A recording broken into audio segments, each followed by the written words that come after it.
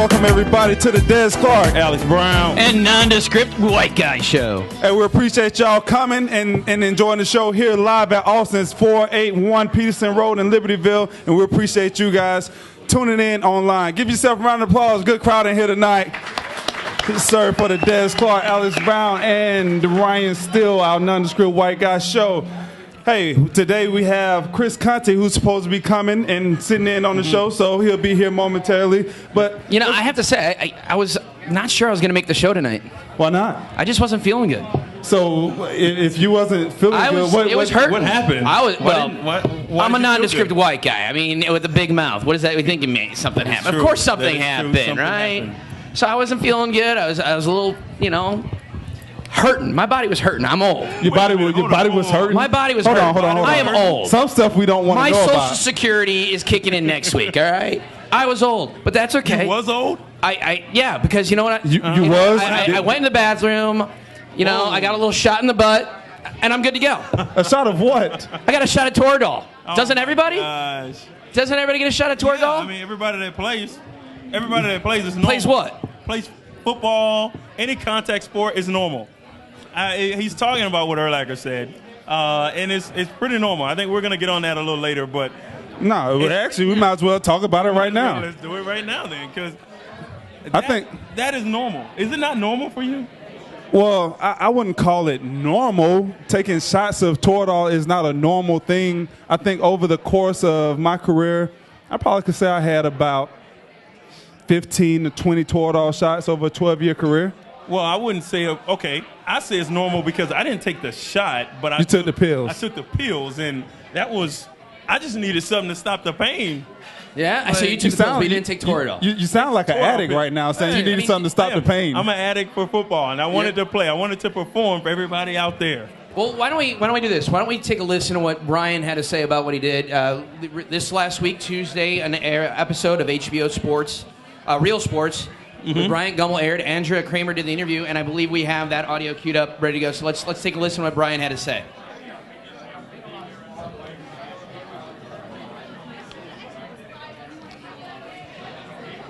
And I guess we're having some technical difficulties. Brian Urlacher basically just came out and said, yeah, he does it. A lot of people do it. He loves to play the game of football. Mm-hmm. So, I mean, he just goes in, get a shot in the butt, wipe it off, bandage it up, and get back in the game. I just don't think – I think the fans actually want to know what goes on behind the curtain, I guess. But you really don't want to know, because that is the type of stuff that happens. That is the type of stuff that goes on behind the scenes, so to speak, that's not on the field. We can't play. I know a lot of people were talking about having those 18 games. We can barely make it through 16. I mean, and think about how bad the Bears would be this year. I mean, how many injuries were racked up? I mean, obviously Chris Conte, when he shows up, will tell us that he didn't finish the season. Well, those are big injuries. I'm talking about like little nicks. I'm talking about when you actually play 14 to 16 games a year. I just put it like this. I distinctly remember in 2007, after playing a full season, we was in week 15 or 16, coming down the stretch. And you've been to my house. I got those stairs, and I could distinctly remember at the end of the season having to take 2 feet per step to get down the stairs towards the end of the year, because early in the morning my body would be hurting that much where I couldn't walk down the stairs. Right, and I think that's the part that the fans don't know, and people outside of the locker room, they have no idea about, because it's hard. Football's hard. It's not an easy thing to do, and to do it for, in your case, 12 years? A long time. 12 years? 12 years. I did it 9, and I feel bad sometimes. We got the sound ready to go. Let's go and listen to what Urlacher had to say about the Toradol. Or maybe not.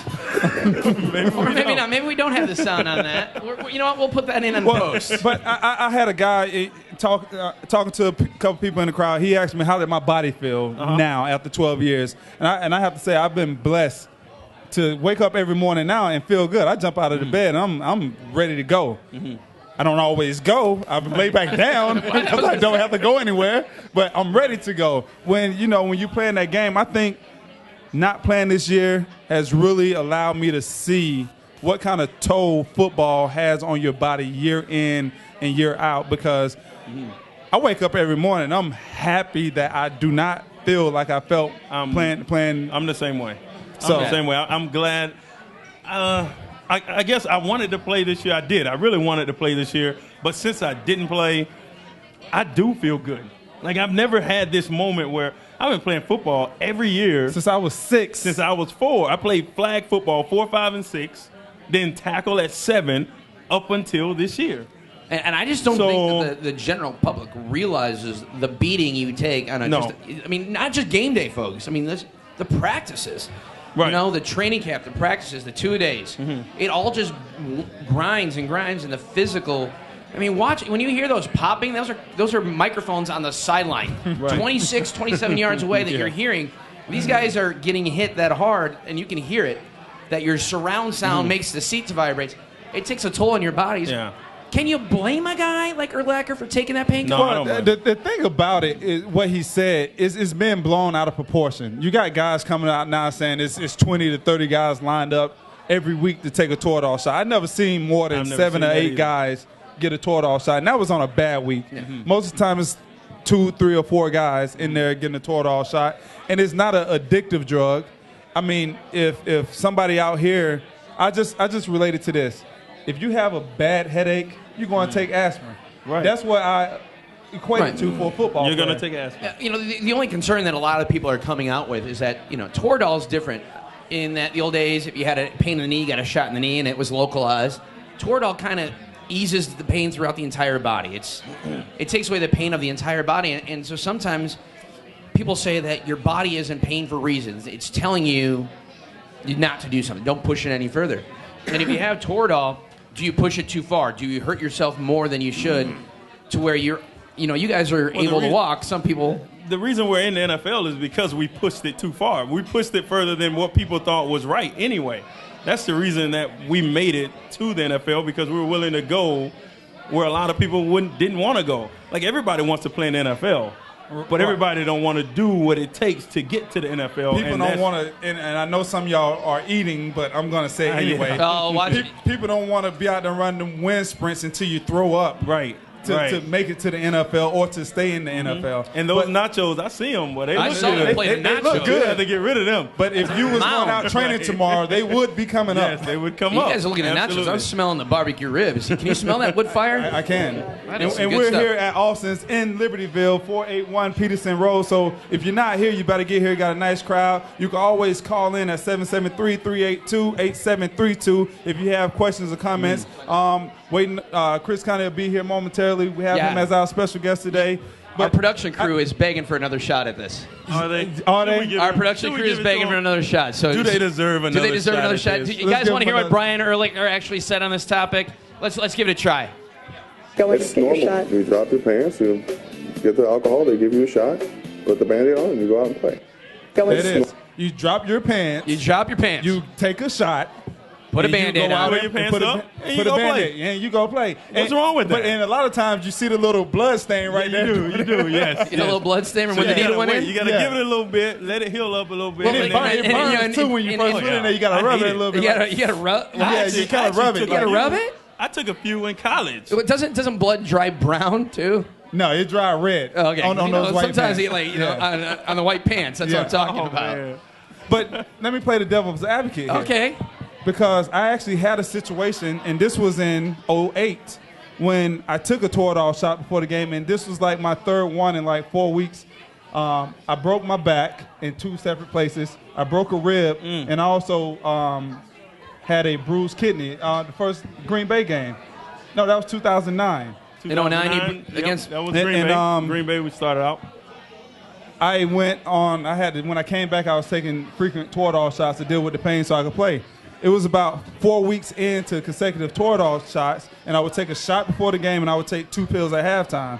It was one game I was sitting there, and my stomach was burning. And I thought, okay, maybe I'm hungry, and something's going on. Then I came home that night, and I ate, and something wasn't right. And then the next night, it continued. I woke up 3:30 in the morning, double over with pain, and I had to drive myself to the hospital. You know what was wrong?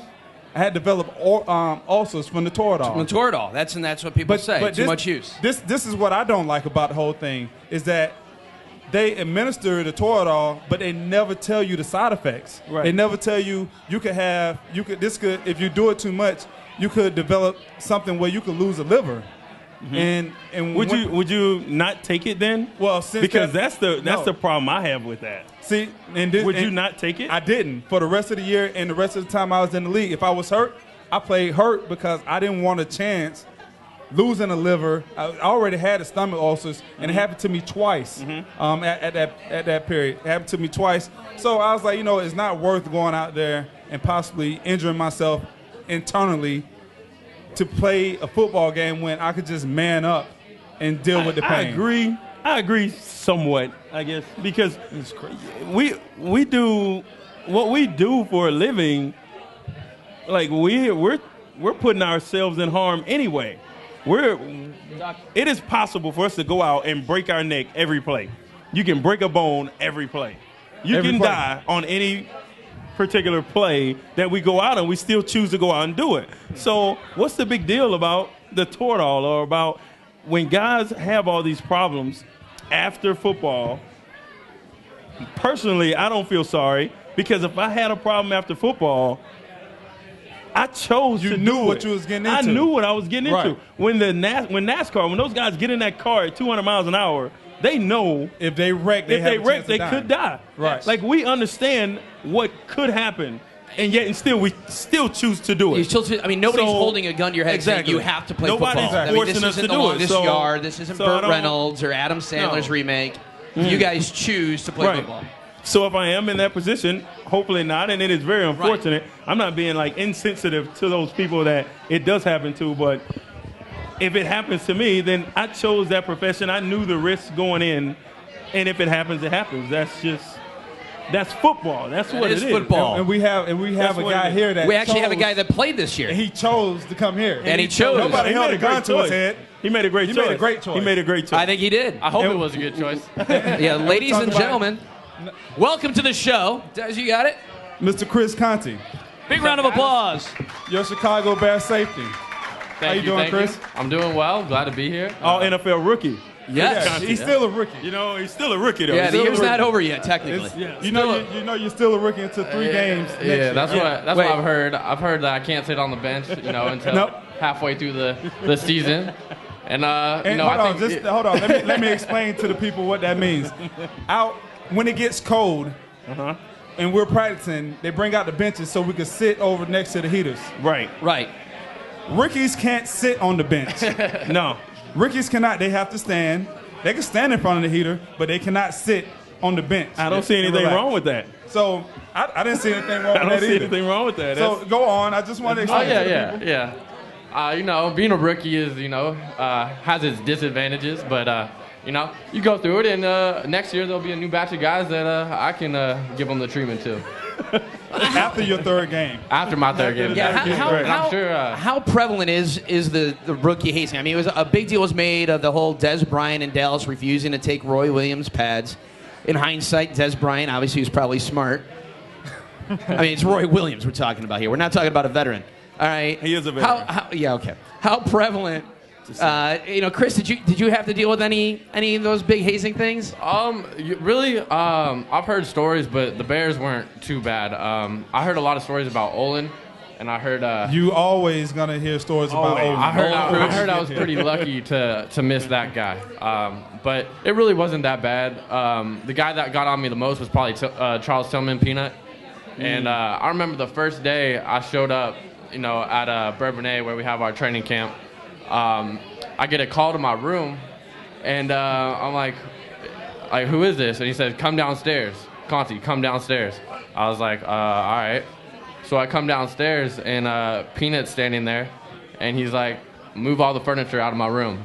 And so I had to move every piece of furniture out of Peanut's room, and that was really the worst thing I had to do besides singing the song. Standing up in front of the team. Stand up, meeting. Give your name. What song did you do? It's really embarrassing. I'd really rather not even talk about it. I mean, I was there. If I think hard enough, I probably could remember. I don't think it wasn't memorable. That's for sure.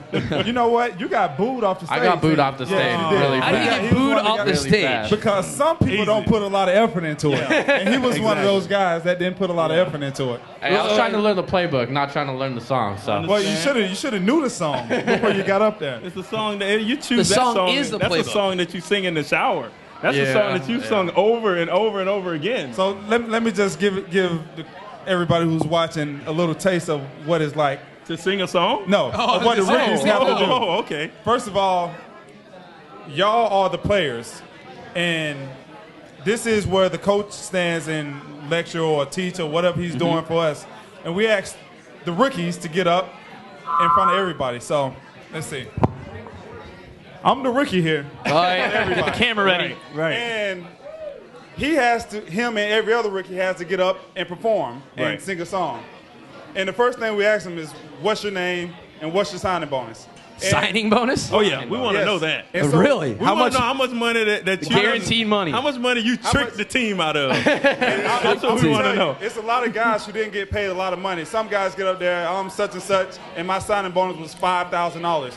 They get laughed at. 5,000 more than I made. When you say your name, what's the first thing everybody say?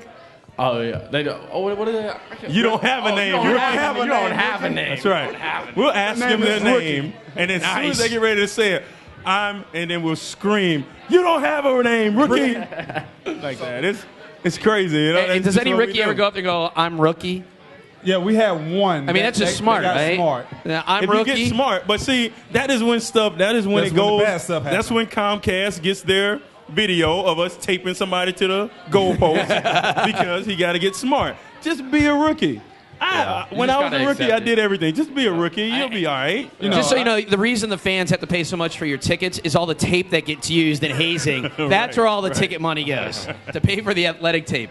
You know, I was with Shannon Sharp, you know, and two other two other guys that actually made it to the Pro Bowl eventually. And they treated me well, but one thing that I always had to do before every game is I always had to go to Popeyes, because back then we used to meet at the airport. It wasn't like we do now, everybody goes down together. And the first time I went, I forgot that Shannon Sharp told me he wanted a breast. That's what he wanted. And he wanted a breast of chicken. I brought back legs and thighs and wings. Man. Nah, like I say, he treated me. I want to know what you did up until this point, but at that point he kind of cursed me out pretty bad. That's it? Just a cursing? Well, you just don't a tongue lashing? in front of everybody. You're a rookie. That's bad enough. In front of everybody? Yeah, on the plane. On the plane, owners up there, the head coaches up there, and all the assistant coaches. He was a good guy to me, but not at that point. He was a little upset. And tell you the truth, I never did forget to bring him a breast again. Yeah, I almost missed the Denver game because Peanut had me go and get food for all the DBs. And what did you have to go get? I had to go get Olive Garden, and I went about 100 down the street on 61, 60, right? Town Line Road. Yeah. On 60 to Olive Garden? 100 on Town Line Road, trying to get an order of Olive Garden for all the DBs, and almost missed the bus. Because when that bus leaves, the bus is leaving. It's not waiting for you. The bus gonna wait on a couple people. Let me The bus will wait on Jay Cutler. We all know him. Yeah. Who? The bus will wait on Jay Cutler. On Jay Cutler, yeah. Oh, yeah. The bus will wait on Matt Forte. The bus will wait on Julius Peppers. Yeah. Briggs, The bus will wait Urlacher, on Urlacher and Briggs. Hester. Ooh. You don't think it'll wait on Hester? I might put Hester in there and I know Briggs. it's not waiting on Conte. It's not waiting on me. I know it's not waiting on Birdman. They might leave early with Conte. Conte's Tom missing? Coughlin. We're going to leave now. Let's go ahead and move this schedule up. Let's hurry up and get out of here. But tell me this, Chris. You played corner in college, and then you got drafted as a safety here. What was the biggest adjustments that you had to make playing on a professional level and playing at a different position once you got in the NFL? I think the biggest thing with safety is just the communication. There's a lot more, like corner, you're receiving the communication all the time. And really safety is like playing quarterback on defense. Obviously Brian Urlacher is, the quarterback of the defense. But safety, you're making calls. You control the secondary. And you got to be on top of it. You got to know everything. And corner, a lot of times you can slide, you're playing, cover two. You just, you have your flag, you're playing, bumping, playing the zone. But as a safety, you got to know the run game, you got to know your fits, and there's a lot more involved mentally, I think, as playing safety. Yeah. One thing that because I hate when people say things and they don't really know what's going on. I think one of the biggest criticisms that you got as a rookie, and you played well. I'll say that everybody say, well, he's playing 25 yards deep. Explain to the people why were you playing 25 yards deep, how you was getting coached up, and basically you was just doing your job. What we did is instead of on the snap getting depth, during the play, we lined up at 20 and flat foot red, and then had a better read on playing, pass or run. And then instead of having to, read on the run and, just eliminating a step and saying we're going to start out at 20, and then you're not going to move at first. So it really made it easier on me as a free safety to already have that depth and be able to, if I see run, just come downhill. I don't have to, get depth and just eliminating a step, really. What? You had a good rookie year. You had a good rookie year. Good. I mean, he's all rookie team. Don't say good. All right. Did you make all rookie team? Good rookie year. Did you make rookie team? I don't know what that means. Did you make all rookie team? Then he had a good year. Rookie that much credit. Wait a minute. Just because he made the rookie team, but who else was out there to beat him out? We're not going to we're gonna go down this now. Because my rookie year, Peppers was there, Freeney was there. I mean, I'm probably not going to make it. I'm sorry. Let me just say this. Chris, what does the number 93 mean to you? 93. 93. What does the number 93 mean to Chris? I know what the number 104 means to Alex. 93. Oh, is that, I don't even know. That's your draft pick. He has no idea what you're talking about. That was your draft pick. I didn't even know that. He has no idea. See? I know third round. No That's what I know. There you go. He has no That was your draft pick. So, Chris, what are the big what adjustments and what do you want to make? Like, what strides do you want to make for your second year? What do you want to do better than you were able to do this year? Like, you want to improve on? I think for me, it's all mental. I think really, I think I have the athletic ability. I think I have the speed and in the hands and everything. Pump yourself up. Yeah, I'm building it up a little bit. But you gotta be confident a little bit. But heck yeah. Yeah, but mentally, I think there's so much for me to learn. Like really, this year I played middle of the field. I mostly played middle of the field, most of the time. I wasn't in the box and stuff. But next year, that's not going to happen. They wanted to, make it easy on me, being a rookie, and they didn't want to load it on me mentally. But next year, just take the next step in knowing the whole defense and being able to come down, play in the box, and be more versatile as a player. And them not having to change anything specifically for you, right? And will allow us to do way more on defense instead of just, saying, here, they're free safety, or, Chris Conte, 47, is going to be in the middle of the field every single play. You got a couple more minutes to sit with us? Yeah, definitely. All right, so we're going to go to the break. We're going to go to a break right here. We have Chris Conte in the house. Everybody get up for Chris Conte. Thank you. Here at the Des Clark Alex Brown Show. If you want to get in on the conversation, you could dial 773-382-8732.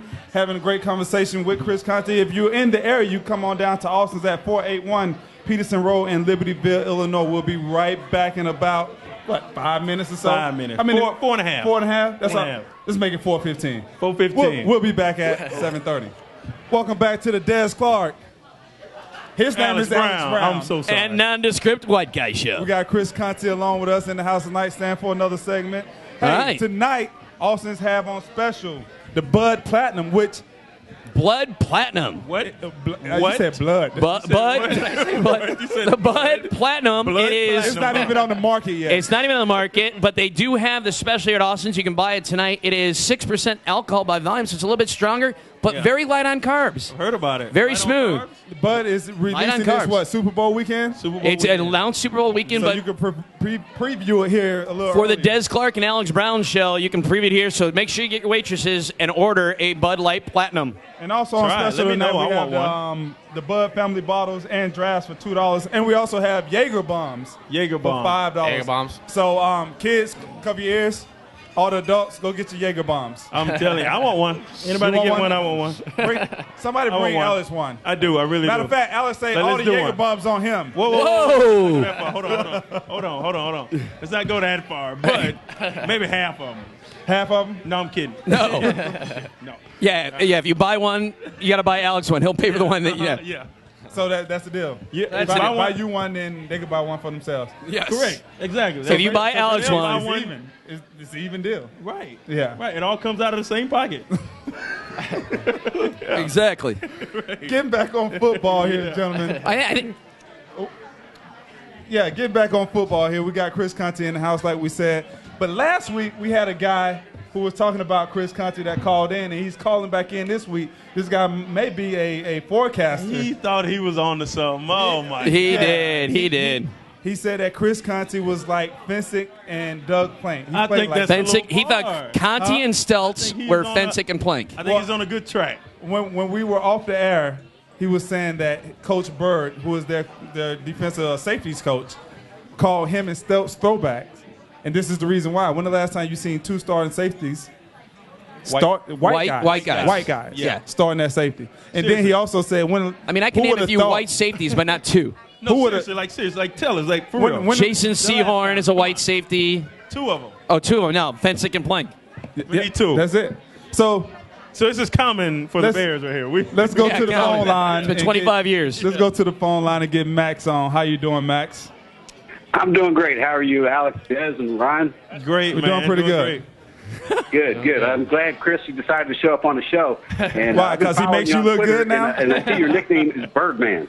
The Birdman. That's right. Birdman. What's your question for us, Max? Yeah, so how did the Birdman nickname come about, and what was your most memorable play of the year? Really, it started with Henry Melton and the D-line guys. I just heard them calling me Bird all the time. I was like, was it because of your size and stature? I think they say I look like a bird, kind of. Like long neck? What kind of bird? Like an eagle or a stork? Yeah, I don't know. That's that would be a good thing to find out. That's for sure. But I also have, I have like a little, like a phoenix tattoo. It looks like a bird on my arm. So, there's a couple different reasons I think, And I just ran with it, yeah. It's a pretty cool name, though. Yeah, I like it. It is. Pretty cool name. As a safety. You like Birdman?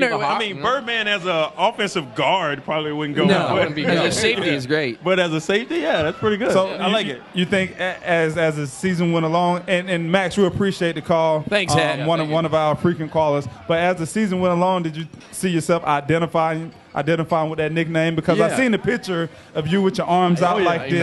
I embraced it. I definitely embraced it. And I put it, I wrote it on my cleats, and I got the Birdman swagger line on, online. I like it. That's great. great. I like that you have fun. It looks like you're having fun. Exactly. He's got birdmanswag.com, right? Birdmanswag.com. Yep. So check it out.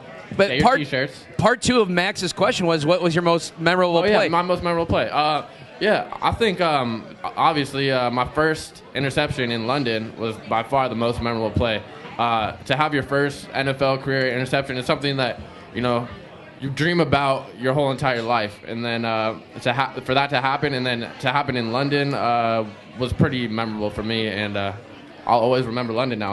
How was that trip? That trip was awesome. I wish we were there a little longer.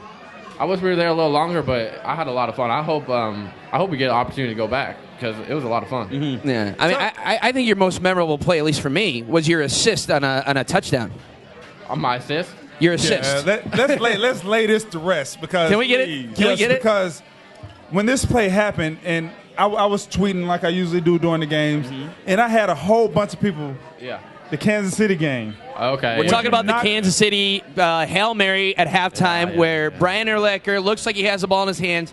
Chris goes up and swats it like you're supposed to. Yeah. And it gets caught for a touchdown, which wound up really making a huge difference. I had a lot of people tweet me, why did he knock the ball out of Urlacher's hand? Me too. I'm like, he's supposed to knock the ball down. That's exactly what we're talking. And I had about 20 people, Urlacher was going to intercept it. No, Urlacher was going to knock it down too. He was. Exactly. You just came with more force. Talk about that and kind of let people know what you guys are coached to do in that situation. Yeah, in that situation, you're told, we're lining up pretty much in the end zone, and all the receivers are going to come down. It's going to be a jump ball. You're told to go up and knock the ball straight down. And what happened was, I think, obviously me and Urlacher went up at the same time, and I think if either or of us had just gone up and knocked the ball down, it would have been all right. But what's supposed to happen is you're supposed to have the jumpers.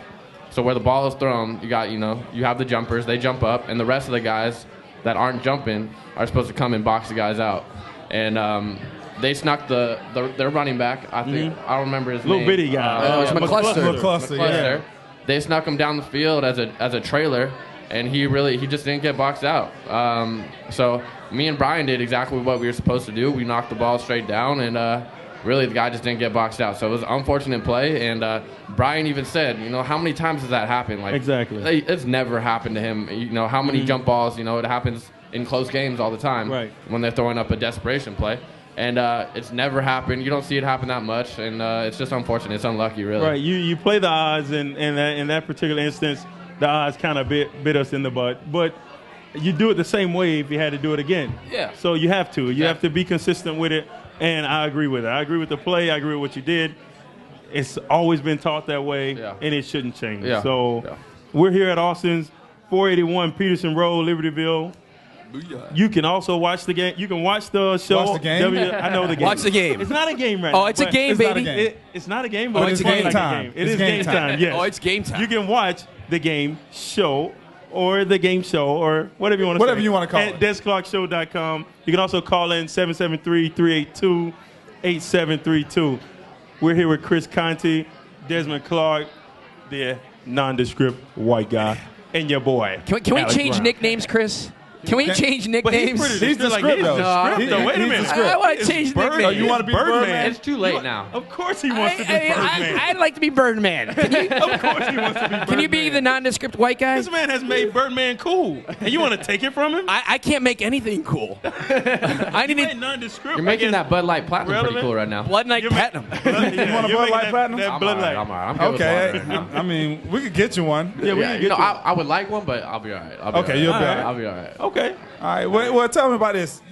You missed the last 2 or 3 games with an ankle injury. Is that ankle all right now? Is it healed up and you ready to go this offseason? That's actually why I came back. I had some doctor's appointments. I had a cast up until this week, and just got the cast off, and it feels good. Feels good, and I'm doing rehab. Just started doing my rehab this week, and I think I'm definitely feeling good. So I'll be ready to go. So I'm not gonna miss out on anything. I've been in that locker room, and I know that you probably gonna answer this a certain way, but I'm gonna ask you anyway. I'm on the other side. What was that ankle injury? What happened to it to make you miss the last portion of the season? So what happened? Yes. It was actually a foot injury, is what happened. It was not an ankle injury. Okay. But Yeah, usually they tell us don't talk about injuries. Exactly. But you don't have an opponent next week. Yeah, we don't have an opponent. No, so you it don't. don't matter. You know, It don't matter. you'll be healed up by the time. Just so you know, No, when but they you actually play with got- the Bears, you do not You don't. give injury No. information out. No, you Lovey do does not. all of that. And Lovey I know does you all guys get upset with Lovey because he doesn't tell injuries and a whole lot of other stuff, but it really could give the opponent an advantage if you disclose too much information. So that's why he doesn't do it. But Yeah, no, it was just a play where I hit the running back, and one of the linemen, I think Unger, on Seattle, came through late, and really my foot just got caught in the ground and ended up tearing some ligaments in my foot. Was pretty fortunate that nothing worse happened, because I thought at first I thought my knee was done, and then I was like my knee feels all right, and then my ankle started hurting, and I sprained my ankle and tore some ligaments in my foot. So it's all better now, and I didn't have to have surgery, which was the most important thing, and just had a cast, and Would feel you have good taken now. Toradol to get back out there? Oh yeah. Damn right. That's what I'm talking about. yeah. That's a tough guy right so, there. I like so now him. he's on your I side like him. now. He's on my team. He just right won there. you Hell over yeah. now. all right then. I like him. So how That's long? amazing. How long are you going to be rehabbing? You can take all the Toradol you want. You're not on my team. I was saying Alex doesn't like me anyway. For until I'm running. So next few weeks, they said I should be running in a few weeks. So rehab until then. Hopefully not too long. Okay. Yeah. Well, a lot of changes going on, and of course, we got Chris Conte in the house with us tonight here on the Des Clark Alex Brown Show. It's not for me. No, it's It's a lot of changes going on in Hallis Hall right now. We have 2 GMs that they narrowed it down. Have you been paying attention to this GM search, and what are your thoughts on it? I've heard a little bit about it, just listening to like ESPN radio, stuff like that. But I haven't paid too much attention to it. I was surprised when Jerry actually got fired. I wasn't. I wasn't. Really? Yeah, I because wasn't. you only been here for a year. Yeah, I've only been here for a year. You so know, I don't- he brought you in. You love him. exactly. Exactly. I He was always understand. nice I understand. to me, so Right. He I had brought no you in complaints. too. He did, but I can see the big picture. I can see what's going on. So No, I was I was 4th round. You were 3rd round. 3rd round. Okay. Yeah. 93 was it? Yeah, that's what he Okay, just said. yeah, I that's didn't what he even know said. that, yeah. Yeah. he would know that information. He's a smart guy, you know. What was I? 1-6. Oh yeah, you were. He was 12. I don't know how to count that high. I was 6th round. 10th round. He was a 6th round. Okay, he was a 6th round. I thought you was 10th. But no. Okay. But you ready for this one? He was 6th round in '99. 179th was I? You were somewhere there, but it was in 1999. Okay, so what's the big deal? Yeah, long time ago. Yeah, we're couple talking decades ago. Yes, it was actually 2 decades ago. Yes. I played in 3 decades. I played in the 90s. Yes, you did. Hey, that's what everybody wants to do. Exactly. That's the goal. That's. I think that's kind of crazy. I mean, Chris was drafted into the 2011 draft. You were in the '99 draft. 22. I'm 22 years old. Oh my gosh! I remember when I was 22. It's almost his birthday, actually, in a month. Time ago. Yeah. About a month from now, he'll be a whopping 23. February 23rd? Yeah. Wow. Okay. Oh, it's your Happy golden birthday. My golden birthday. 23 on Speaking of 20. birthdays, I have a birthday boy out there in the audience tonight. Do we have a birthday tonight? I believe we birthday do. tonight? Where is he? I think he's right I'm here. looking for. I think he's right there. Michael Esposito. Michael Esposito. Hey. Everybody, can y'all say happy Can we birthday please to Michael give him a round of Esposito? Big round of applause. Can you stand up, Michael, Thank and let you, Michael. everybody Please see you, stand up, Michael? Michael. Please stand up. Please stand up. Round of applause for Michael. Make him come up here and sing in front Happy of everybody. birthday. I know, right? Are we gonna say? Everybody Wait, on 3 No, sing Mike. happy birthday. Happy birthday. We're not just going to do it. I was waiting for 3. I was waiting for 3. On 3? Are we on 3 or 3 then go? On 3. So 1, 2, and go. 1, I lost it. 2, I'm done. 3. Happy birthday to you. Oh my God! There's a reason you play football. Happy birthday. Oh, I guess he died out. Turn the sound down. And usually when the rookies are up singing like we were singing, Yes. you'll hear somebody come Yeah. out and say, You would see Mike Brown in a chair. Like if you got up and turned your chair around and kind of drove your chair, and he'd just be making this weird sound like, it was weird. All right? And he would do it, and that means, okay, where everybody's going to boo him now, and he'd get off the stage. That's what y'all Crazy. should have did. That's a lot of fun. I mean, it was training camp was hard, but it was a lot of fun too.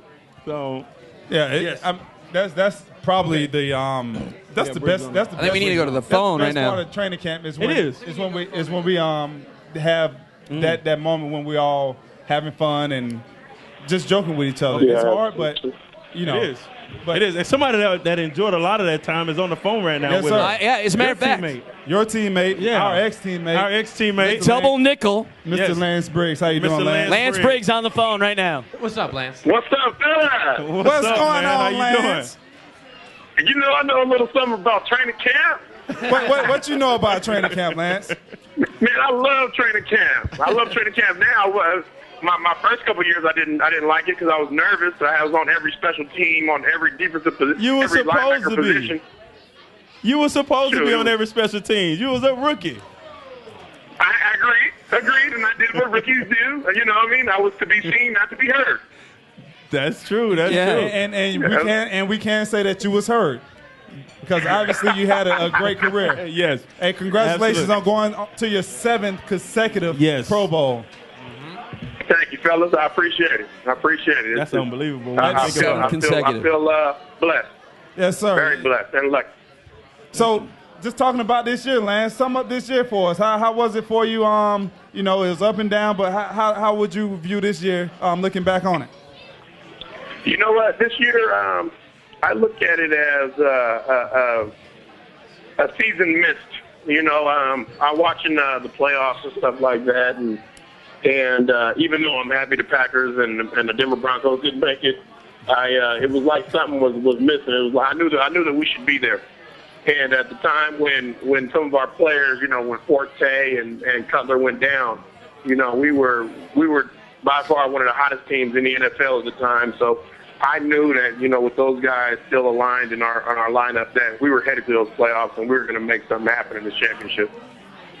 So with that being said, Lance, the expectations for next year should be Sky high. Definitely the playoffs. Stratospheric. I mean, Well, a lot of people don't think you have the talent to compete with a Green Bay. What do you say to those people? I say, you know, I say to you, I don't know what you're reading right now. I don't know what you're believing right now. First of all, no one thought that the New York Giants were going to be in the Super Bowl this year. I can say that much. You know, but for us, for us, it doesn't really matter. It's never mattered. You know that. Oh, yeah. Alex, and you know that, Des, that it doesn't matter what everybody else says. It only matters what happens in that locker room, what you believe right then and there. You know what I mean? Is what we've always believed is what we've been able to make or to accomplish. I totally agree. I think you guys were at 7-3. You were one of the hotter teams in the NFL, if not the hottest team. And if you don't have those injuries, I mean, I think I honestly think that you guys may still be playing right now. So that is, I mean, you were playing very well. So what I want to know about the Pro Bowl. Come on, Briggsy, you make the Pro Bowl every year. When I was an alternate for the Pro Bowl for 2 years, nobody wanted to sit out. Tell me why. Why don't you go? Why don't you want to go to it? You look, it's about, you know, for me, it's about resting your body. It's about the wear and tear throughout the years, throughout the football season, excuse me. And it's one of those things where, you know, you have nagging injuries that need a break. You know, they need a break. And for me to rest up and maximize the off season so you can get ready for the next season and get ready to make a championship run, then your body needs rest.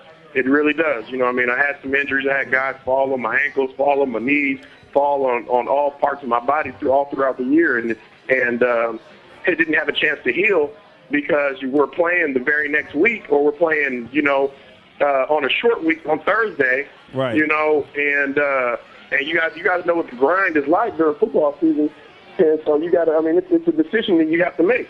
Right. You know, I mean, obviously the trainers, there's an opportunity that they could clear you if you grimace through the pain, you know, like as you do in some games when people want to know, hey, how hurt are you really? You know, when you're on that ground, Alex, when you're on that ground and you know that you're feeling all this pain and you hear me say, hey, Alex, we need you. Right.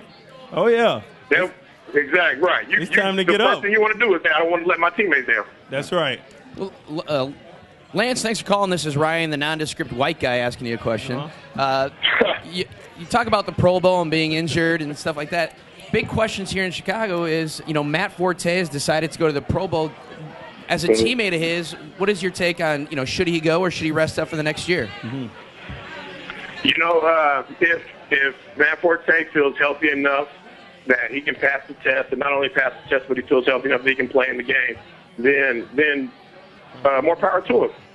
More power to him. You know, I think it's unfortunate that he doesn't have a deal right now, a long-term deal with the Chicago Bears right now, but, you know, that's not my decision. I've been exactly where he is. I've been in his shoes, and where you want a long-term deal with a team that you've sacrificed a lot of your time and effort for, and it's been met without that being reciprocated, you know. And a lot of us players, you know, we feel like the franchise is kind of it's kind of a cop-out. You know, we feel like it's kind of a cop-out for the organizations to do that, you know what I mean? Because they have the power to do it, that they can, that the fact that they can do it, they do it. Right. You know, and it's something that we just feel like we've invested a lot of our time and effort into helping this team win. You know, we just want that in return. And I know exactly how he feels. Now, you know, if he gets franchised, then I do know that I have a great teammate, you know, next year, which is going to be great. But I do sympathize for what he's going through. Right. We're on the phone with 7-time Pro Bowler Lance Briggs. And Lance, we got 1 or 2 minutes before we have to go to a break here. But I got a 2-part question for you. How prevalent is the toward-all shots in the NFL from a player that's still active in the league? And then tell us about who we have here on the set with us, Chris Conte. How did he play as a rookie? Okay, so the first question is about toward-all and how I feel about it, correct? Yes, sir. Right. Yes. Yeah, well, I mean, toward-all is a part of the game. I mean, you're not going to have football without some sort of strong anti-inflammatory. You know, we play through a lot of pain. I mean, we play through a lot of pain. And when you get into a football season, you know as well as I do that there isn't a guy out there that's not playing through something. I mean, I don't care if you have a hangnail, but you're playing through something. You know? Right. So, I agree. Go ahead. I agree. Tell us about Conte. We want to hear your take. We want to know the dirt. We have Conte on set right now, and the people here, they want to know the dirt on Conte. Why the Birdman? Right. We want to know, what did the Birdman do his first year? How did he grade out? All right. So what I want to say about Chris Conte, first of all, he's pretty fast for a white guy. I can tell you that much. Okay. All right. I'll tell you what I like the most about Chris Conte. What impressed me the most is not necessarily how fast he is, how fast he can cover ground and stuff like that. It's his willingness to stick his nose in it. You know, safeties understand that they don't carry the same weight as a linebacker. You know, I mean, they have to make a lot of tackles in the open space. You know, they're called on, to be literally our safety valve. What I like that Chris Conte does is he'll come up, whether he win or lose, he'll stick his nose in there. And as a football player, as a teammate, you earn a lot of respect, from your other guys. When they turn around, they miss a tackle or they can't get to a guy, and you see your safety fly up and throw his nose in there. Win or lose, win or lose that battle, you get them down, and we can go on to another play. And that's one thing I love about Chris Conte. He earned a lot of respect from me and probably a lot of the rest of us vets from his play. Now, on the other hand, we do have what we call a rookie. He somewhat reminds me of me a little bit, but except for this. I've seen the guy turn a hole into his shorts from the heaters. What? I'll give you the story on that one. We'll get the story. We're gonna have to get the story from him on that one. Yeah, and I've seen this guy forget his jersey on walkthroughs on numerous times. Oh my gosh! No way. Typical rookie mistakes. That's typical rookie. He's a rookie. That proves I am the rookie. that he's a rookie. The definition of the rookie. That's for Typical rookie. But you know what? I personally think that Chris Conte is going to be a Chicago Bear that everyone's going to know. Everyone's going to know. Well, I think he's going to help us win a championship. As a young guy, he's going to continue to get smarter and get more savvier. And I'm looking forward to playing with him in the future. Hey, well, Briggs, we really appreciate you coming on, man. Those are words from 7-time Pro Bowler. Got to make you feel good, Chris, to hear your teammate and a 7-time Pro Bowler say that you remind him of him. That's awesome. Thanks, Briggs, for coming on. We really Thank you so much. it, man. And when you're in town, we'd love to have you on in person. Absolutely. Absolutely. Thank you, fellas. Hey, before I get off, man, I want to tell you two, man, I miss y'all, man. I miss y'all out in the field. I miss y'all in that locker room, man. But we miss y'all too. Hey, get that new GM. You getting a new GM. Get him go ahead and fax over a contract. I'll be ready to go. You know how hard it is to get the deal around here, I know, right? Oh, I know. Last man. Y'all be good, man. Appreciate it, baby. All right. All right. Once again, Appreciate give it up, man. Chris Conte, for coming out. Yes, sir. Birdman yes, sir. swag. Appreciate it. We'll be right back. We'll be right back. Be right back. Don't forget to order your buds. They're $2. Please, I'm going and these shots right here. Jaeger bomb. Get you one. Let's We're about go. to take Who's it right with now. Alex? Come on, Who's with let's do it. Alex? We're Let's taking do a it. quick break. We'll be right back. Hold on. We didn't get a chance to let Chris tell his story about. I want to know about the burn shorts. In his pants, so he's going to tell us the story. I'll tell you the story about the hole in the shorts that Lance was referring to. So pretty much when it gets cold out, they have these heaters, these butane heaters on the sideline, which are like jet engines, pretty much. And it says don't get too close to them, and don't get too close to them is exactly right. I stood a little bit too close to the heater. Burn your jersey. His shorts. He burned his shorts. I burned the hole straight through my. It literally took about less than a second of just standing there. All of a sudden, I had a hole. But it was only the shorts that you burned, right? It was in a bad spot. Too. So I'm wondering. But the question put is, it that did it way. make you practice the rest of the day? The rest of the day with a huge. And they only did hole that in to my you shorts. because you're a rookie. Anybody else that ran back in there and got some shorts. He may have got more shorts. He could have He's given got you plenty of shorts. Yeah, they want to. You're It's been people that burnt the inside of their helmets. Did that happen this year? That's that always happens. because everybody wants to warm up their helmet, so they put it right next to it, and the next thing you know, it's smoking, and they're like, "Oh, dang, what happened?" Exactly. But everyone had a good laugh about that one. Perfect. I would have laughed more, but I was still been laughing about that. I wasn't even there, and it's funny. Hey, Chris is gonna go with Jim. Yeah, Chris is going to go here, and we're going to get an autograph area. We got to get a couple pictures of him first for the show, folks. So if you're here for autographs, just give us a second. We will have them in a specific area for you to sign autographs. We need to take a show photo, but we'll be back in a couple seconds. Thanks, Chris. We really appreciate it. Welcome back to the Des Clark, Alex Brown, and Nondescript White Guy Show. Having a lot of fun tonight. We had a 7-time Pro Bowler. Yeah. Lance Briggs. Chris Conte is in the back signing some autographs. So the Birdman swag. Birdman swag. Y'all go check out his website, and that is birdmanswag.com. And when we left off, we asked Urlacher about Matt Forte playing in that Pro Bowl. If you're Matt Forte, I'm going. No. If you are the incoming general manager or the coaching staff. Well, we don't know who that is, so they can't get mad yet. The coaching staff. How would you react to Matt Forte wanting to play in this Pro Bowl?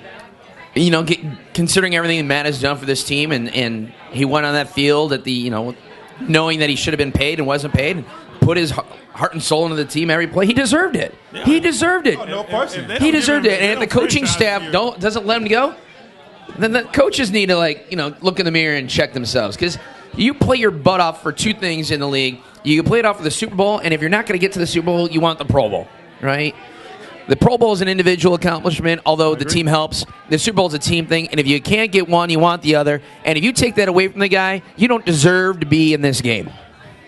Honestly, for the first time, maybe. First time. I'm not going to say it. Write down the date. I said they are actually agreeing on something. We are agreeing. Say it. No way. Can't do it. But, I agree with Ryan. You can't tell him he can't go. I mean, heck, in a month he'll be a free agent.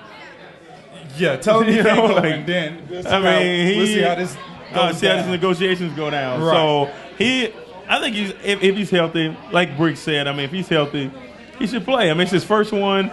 It'll be exciting for him, just like Charles, like Peanut. Like he went out and he played, or he's gonna play and took his family and everything. It's just one of those things. Like the first time, Briggs on his 7th time. Okay, maybe you don't go.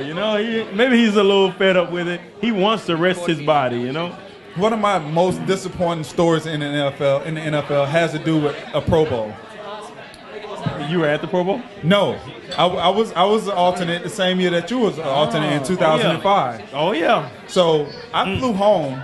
And I told some people in the crowd this story already. I flew home, and I had planned a trip with John Gilmore, the other tight end here, to go to Cancun or Cabo, St. Lucas. And they called me and said, Des, I'm going to Cabo. Cabo? Get out of here. I am. I know. Oh, okay. I know. All right. We know. I'll tell you when. So later. I was telling my story. You were going. Yeah. Just keep going. So they called me and say, Des, pack your bags. You going to the Pro Bowl? I'm sitting in the hotel room. I hadn't bought my house back in Florida yet. I'm ecstatic. I'm going I'm jumping up and down. I'm trying to contain myself over the phone. By jumping up and down? But my heart is pumping like this. So I get off the phone. I'm telling my mom, my dad, my brothers, everybody, we're going to Hawaii. Like they just called me to go to the Pro Bowl. I'm sensing a downfall here. Yeah, I'm waiting for the what, but. Yeah. I canceled my Cabo trip. I called John Gilmore. John, I ain't gonna make it, dude. I'm going to the Pro Bowl. He happy for me. Oh, okay, dude, that's cool. Yeah, I understand such and such. I mean, I canceled everything. Like that's a lot of money. Yeah. Flight, everything. 14 hours later, I get a call from the NFL. Desmond, we made a mistake. Oops. You're not going to the Pro Bowl. I can't really tell you what I said. Sure you can. It's just not rated for the public. I can, he just said Alex's daughter to your right. This is a family-friendly radio show. This is family-friendly. Wow. They offered to send me a jersey. Of who? Of me. As payment for telling me I'm going to the Pro Bowl. I know. I said, dude. Did you take the jersey, though? I did. I still have it. He took the jersey. He took it. Oh, because when I'm 60, I could say, hold on. My Pro Bowl jersey. A Pro Bowl jersey. Oh, yeah, I'm taking that. I'm saying that. You know what? Okay, it hurt, but yeah. Yeah, give me the jersey. Oh, I tried to act like I didn't want it. I tried to act like it, But they did come back and they did make sure I had all of my plans reestablished, and I did get out to Cabo. But talk about an up and a down. The most depressing thing was I had told my whole family that we were going to the Pro Bowl. And now I got to call them back 14 hours later. But y'all know what? Y'all could, they had told everybody that I was going to the Pro Bowl. And thank God Twitter and Facebook wasn't as prevalent back then. Oh, my God. Oh, my goodness. I wish. That's my Pro Bowl story. It's not a good one. I don't have one. Neither do I. I made alternate twice, and nobody got hurt or nobody decided not to go. I made first alternate one year. And you were just hoping somebody went down. Actually, somebody did go down. Peppers went down. He dislocated his shoulder. 15 game of the season. And he still goes. He still goes to it. It's his fourth or fifth one, and he still goes. I'm so mad. Just sit down. Sit down. Let me get the crumbs. I don't want the whole pie. It's just the crumbs. Just get the crumbs off the table. That's all I wanted. But he didn't do it, and I mean it still hurts a little bit. I've been Hawaii. Does that count? I never been to Hawaii. I've been Hawaii. I've never been. At least you've been I've never there. been. I mean, I paid, but I went to Hawaii. I'm gonna pay to go there. But now, I mean, I could never live there. Why not? It's a 5-hour time difference. So to watch the Bears, you'd have to be awake and in front of your TV by 7 a.m. on Sunday. So there's no professional sports. I would visit, but there's no professional sports on any of those islands. All you have is the University of Hawaii, and they even changed their name. They're no longer the Rainbows; they're the Warriors, or the other way. Wouldn't you change your name too from the Rainbows to the Warriors? I guess. You could just be the Rainbow Warriors. The point is, I just couldn't do it. I mean, it's a 5-6 hour flight to the mainland just to see a game. I'm too much of a sports fan. I'm sorry. You'd be good. Now, I'd visit there, but that's it. I couldn't live there. I couldn't live. I could live there. Then fine. You want a plane ticket? If they give me a free mansion and free land. Oh, they gave you a free. Now you live there? Hawaii is the most expensive state, by the way. So tax-wise, just live. It's the most expensive state. More expensive than California? Yes, sir. More expensive than Illinois? Yes, sir. Chicago. Not even close. 10-20% sales tax on everything? It's expensive. It is expensive. Now. It is expensive in Hawaii. Let's talk about a subject that we rarely, if ever, talked about. This may be the only time we ever talk about it. No, it's not. We're going to talk about it. Oh, we're going to talk. Well, April 20th is the Masters, right? Yes, and that's my birthday also. Funny how I mentioned that. Yes. Oh, that's so sweet that you remember my birthday. Oh. I don't know if sweet was the word I was thinking of. Oh. Creepy? Creepy? Yes, it is very, very creepy. I'm just over here, it's because I'm over here enjoying my Bud Light Platinum. Yes. Yes. And I want one. Did you order one? I did. Enjoy that Jaeger order one. Can I get Did you enjoy your Jaeger bomb? Can I get a Bud Light Platinum? I want one. Alex is ordering a Bud Light Platinum. I really want one. Seriously, we're doing everything to avoid the topic that we want to talk about. We are talking about golf. Golf. We're going to talk about golf. Anybody want to hear football players talk about golf? You don't want to hear about Tiger Woods. Tiger Woods? Come on. Tiger Woods is the man. No. He used to be the man. He is the man. He used to be. Tiger Woods is still the man. He's still the man. 2012 season with a win. Bogey free. 70. I'm going to say he's still the man. 2012. He's 2012. He's ninth. He actually won a tournament at the end of the year last year. He didn't hit any bogeys. I was happy about that. Right. That's what I was happy about. But the bogey we need to be talking about, or is it a bogey? This Hank Haney's book. Now, we all know that Hank Haney was his swing coach for a number of years and had the inside scoop. When this book comes out, how do you look at Hank Haney for coming out with a book, kind of detailing, but not really? He say he's not really digging into the dirt of Tiger Woods. Depending on what he has in the book, that if you come out and you're like Canseco.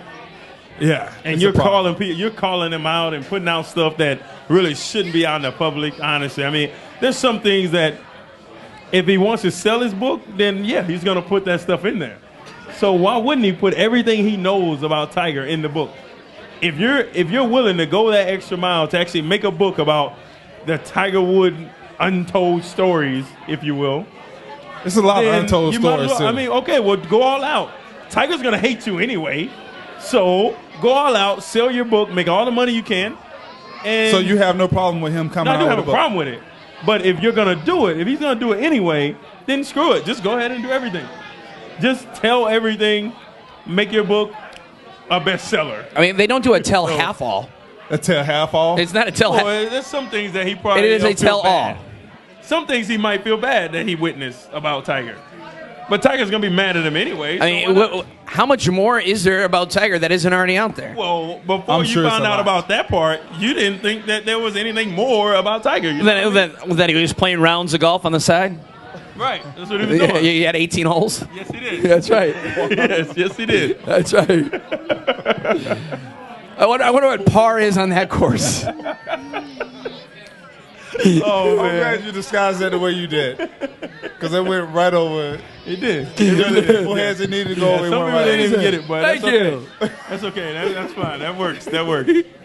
No way. I say it like this. Do you use a sand wedge on that course? When be quiet. What? When you have that inside scoop and somebody is trusting you, you know, as a man, for me, the code is that you do not betray that trust.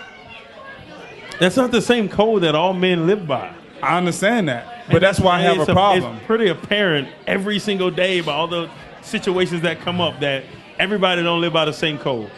Guys are. This guy may just be about money. I mean, at this point in time in his life, maybe at one point he cared about Tiger. He respected his values and his privacy. But now maybe he's mad at Tiger. He cares nothing about Tiger. So all that goes out the window. It does, but It shouldn't, I guess, but it does. I mean, if somebody told you, if you made a book about Tiger and you were Tiger's... And I give you $1 million advance. No, I'll give you $1 million advance. And I'm going to guarantee you $5 million. So I give you $1 million in advance, and then 6 months from now, after the book, I give you $5 more million. You're going to make that book. You're going to write that book. Hank It's a Haney has book. enough money, though.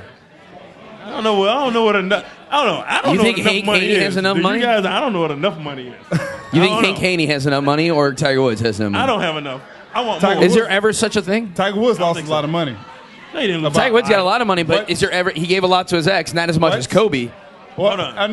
No. I'm not saying how much he had in relative to how much Okay, he that's had. what it is. I'm talking about that's a lot of money. I don't Okay, care how it you is look at relative. It's always relative. If you all have $1 billion And you lose $270? $100,000. No, he didn't lose hold on, $100,000. I know. But if you have $1 billion, you lose $100,000 or even $10,000 for that matter. It doesn't mean that $10,000 is not a lot of money. $10,000 is still a lot of money. But with your $1 billion relatively, it's not money at all. Because he made that before he could walk out the door. He probably If you got made that by the $1 time he billion, wrote so- that check. Yeah. By the time he writes out that check, if you have $1 billion, you'll make $10,000.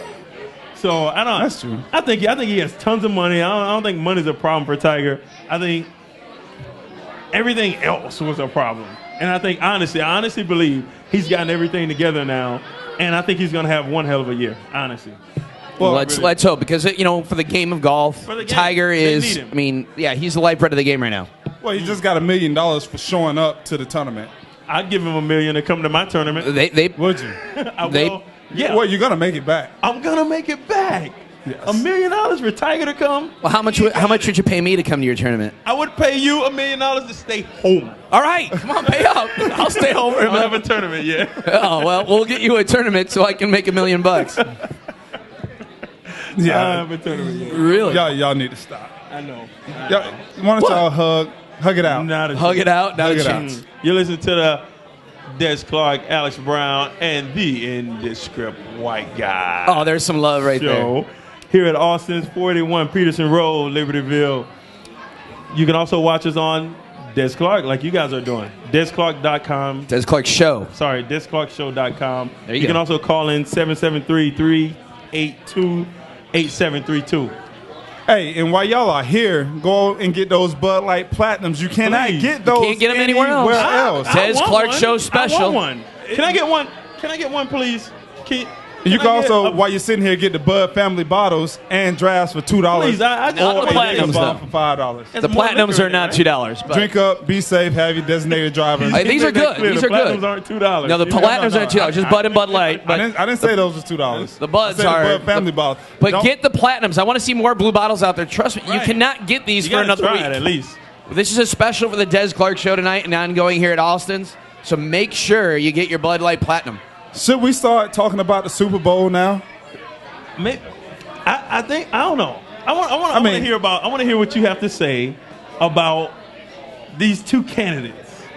You talk about Jason Light and Phil Emery? No. I want to hear what you have to say You don't about want to these. hear what I gotta say.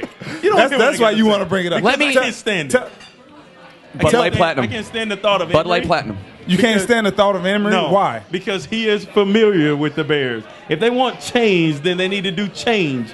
Bring somebody that has no ties with the McCaskey family. Well, I no mean, ties with that would with be the Jason president. That would be Light. But he shouldn't be a finalist either. Although I get a little respect for him because I went over and I saw that when he was a part of the Eagles, they actually had some pretty good drafts in 05, 06, 07. They had some pretty good guys that actually Deshaun came in. Jackson was one of them? And no, Deshaun wasn't. I'm pretty sure he wasn't was. part of that. No, he wasn't. He didn't come in. 08, 09. He He came he was 08. later. He had to come in 08, I believe. Like those draft classes, like he did a good job. But why not the two? When you looked at the four, you knew Ross and Jimmy Ray III were the best two candidates. Why are they gone? That's what I want to know. The Bears didn't think they were the best two candidates. Get out of here. But gosh. Maybe also- they said something like, well, we're going to want to bring in our coach in maybe Exactly. an year. I think it had something to do with so the you fact go that they were back and you let him told do they it. had to keep Lovey. What about if you go back and you fire Lovey now? Is that wrong? No, I think it's right. For the sole purpose of bringing in You need that's the only reason. true GM. That's the only reason why like Emery would probably be the fit because, as you said, he's got that He's a familiarity yes with man? the family, huh? He's gonna be a yes man? He is gonna be a Lovey's yes going to man. control Hallis Hall. He's going to period. control Emery. He's going to control the GM because he has sold Ted Phillips and the McCaskey family that if he can get his players, he's going to win them a Super Bowl. And so we'll see. They're going to get him a yes man, and then if it doesn't work, they have to clean the entire house again. He'll fire the GM again. one thing that I noticed about these two candidates, they have a New England tie also. And when you look at it from that point of view, I think what you get is an organization that's trying to emulate a winning organization. And when you look at it like that, I say, okay, now maybe you are on to something because both of these guys have been instrumental with drafting or giving the drafter information for this New England team over the past, 8 to 10 years. So I don't know if that's the angle that they're going. I know that Belichick said that he would take likes, notes, and make his draft picks based on those notes. So that may be the way that they're going. But from what everybody is saying, Emery is the favorite right now. He is. He's telling everybody down at the Senior Bowl that he's a favorite. Why wouldn't he? Put the pressure on him. It's not even your job. It's not even his job to even tell anybody. And he's already talking about it at the Senior Bowl. Hey, you know what? His job is to create a buzz around him. And he is. And he is. And he is doing that. And our job is to create a buzz around us. And Are we doing that? And we have the buzz here at Austin's at 481 Peterson Road in Libertyville, Illinois. Come on down if you're around. We got about 30 more minutes for the show. But after the show, anybody who want to challenge, We got some bags? we got some bags. Anybody who want to challenge me and Alex and our nondescript white guy Ryan Steele to a game of bags, we have some photos floating around here. And if you beat us, we promise you, we'll sign one of those photos for you. We're gonna up the ante next week too. Yes. Peterson bags. I'm telling you, come out. Bring your best partner. Bring your A game. There is absolutely no way you're gonna beat us. You're going to need your A-plus game. It's the A-plus best game. out of 3. That's how you win. Hey, if Best you out want to of get 3. in on the conversation, you can also dial 773-382-8732. We're going to take a short break, and we'll be right back. Thank you. Welcome back to the Des Clark. Alex Brown. and Nondescript White Guy Show. Here live at Austin's 481 Peterson Road, Libertyville, Illinois. Come on out. Hey, we appreciate y'all watching live at DesClarkShow.com. And you can also call and get in on the conversation at 773-382-8732. We appreciate y'all for coming out. Also, it is the fourth quarter. We got to bring it home, fellas. Yes, All right. Hey, just talking about this NFC-AFC championship game. Let's talk about it. One make, one miss. One made, one missed. Shankopotamus? Shankopotamus, Conte. Conte.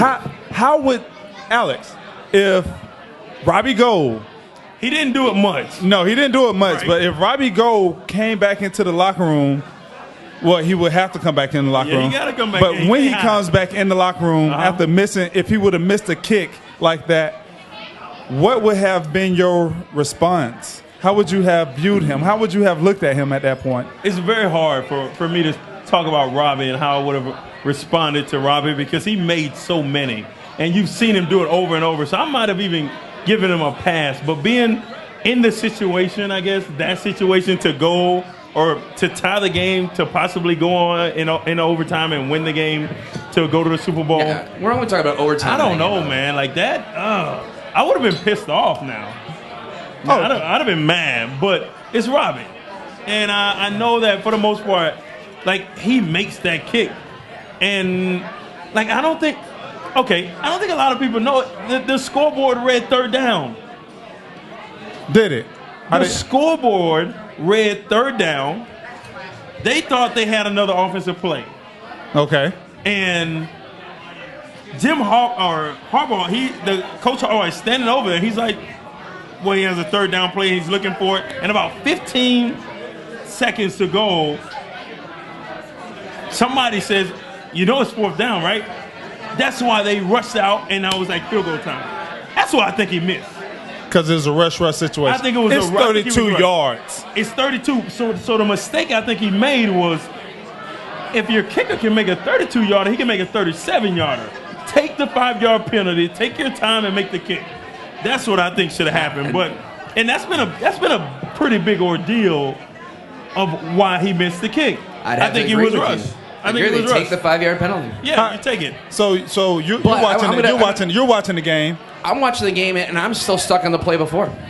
The drop. The drop. Not the drop. Why is everybody throwing Conte under the that bus wasn't a drop. when Lee, not their all-season Evans, has a touchdown? It is your job to hang on to that ball. That thing was punched out by an outstretched arm. It's in two of your hands. One guy with his fingertips punches it out of your hands. Hold on to the game-winning touchdown. Hold on to the thing like it is your newborn to baby. the Super Bowl. It is Game the over. Super Bowl. Right. You hang on. Why are we lumping this all on Billy Cundiff? You know what that reminds me of? We're lumping it. It reminds me of the 03 Cubs. Don't pick on me on this.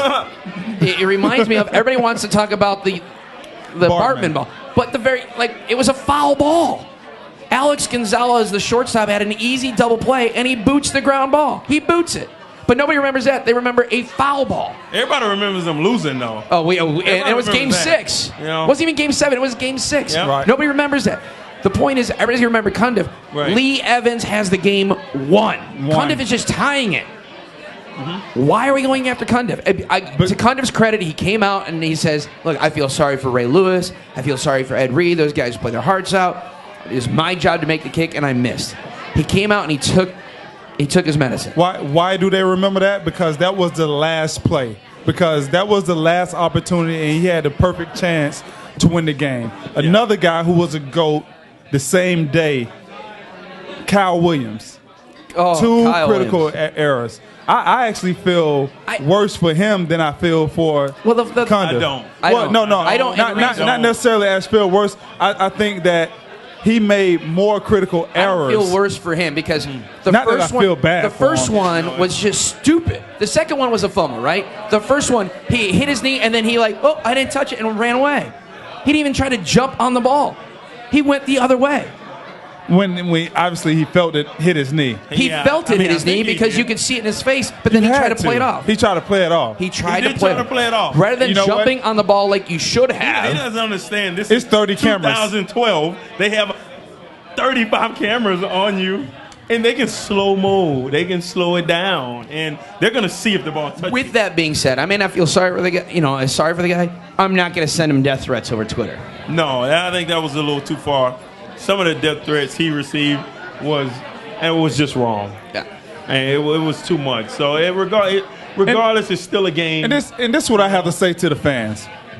Come on. Like, you can't always win. You can't always have your team go to the Super Bowl every year. Be a real fan. Don't okay, when everything's going great, oh, this is my team. Right. These are my 49ers. These are my Bears. And then when things start going bad, oh, these guys suck. I wish they fire everybody. That's if it's one thing about fans that I don't like, that's probably the only thing of how turncoat they can be. Well, that's why the Cubs fans are so great, because we're used to losing. You're gonna find a way. You're gonna find a way to talk about the Cubs. 104 years of losing. 104 years of losing. It's either we or they, and that's what I don't like. I mean, when you win, it's we, and when the team loses, it's they lost, and they. Okay, if you lose, you lose. You're not gonna win them all. Doesn't mean you can't go out and try. And when a guy drops the ball, it's not like he tried to drop the ball. Trust me, he did not try to drop the ball. He tried to do his job, and he dropped it. I mean, it happens. I mean, you go to work, and if your job is to deliver coffee, one day you're going to trip and drop the coffee. Yeah. But does anybody remember Kyle Williams coming out and taking his medicine with the coffee? Did he come to the podium and say, "Oops"? Did he come out and say that? I hope he didn't come out and say. I don't think he did. Because well, you know what I'm saying. Billy Cundiff did. I don't remember Kyle Williams coming out and facing the music. A kicker. He ran and hit. A kicker makes me mad. He should make the kick. I'm sorry. Like him, I don't give anything to. You should catch the ball. You're all alone as a kick returner. Catch the ding ball. True, you're right. But or just get out the way. Or get out of the bat. That ball had bounced 3 or 4 times before it hit him in the knee. He decided to try to get it on the bounce. Just run away. When I'm going through run training away. camp, Forrest Gump, run away. I'm going through training camp, and the kicker, we're out there in full pads. The kicker's off on the side with a hat on. Just came back from golfing. Just came back from golfing. I'm out there sweating, hurting. We get out of meetings. We get out of the second practice. Where's he going? He's going to bowl. I'm going to go to sleep because I'm tired. He's not tired. He doesn't care. So when it gets crunch time, you need to make the dang kick. I'm sorry. No, you make the kick. I do not agree. I can't stand it. Do kickers even have to shower after the game? If it's a do they warm hit the showers? game, if it's a warm game, they probably sweat a little bit up under the pads. But yeah, they should shower. But do they have to? You see what I'm saying? You understand my point? I'm not talking about like hygiene here. At least. I'm not talking about hygiene here. I'm talking about no, they don't. Have they worked up a sweat? No. And is there like a pecking order when you're in the locker room? Like, the D linemen are in there, but they got to wait to get in the showers because the kicker's in there. Well, put it like this: Chris Conte, if Chris Conte will have to wait. Yeah. Wait, he's a rookie. Yes. Yeah. A rookie, I understand. But, I mean, does Julius Peppers wait to get under the shower because Robbie Gold is in there? No. Well, that's different. Deep, Yeah, You understand? It is the shower. Like it's the shower. What happened? Sorry, I think I just blew a speaker in the house. I'm not going to be walking.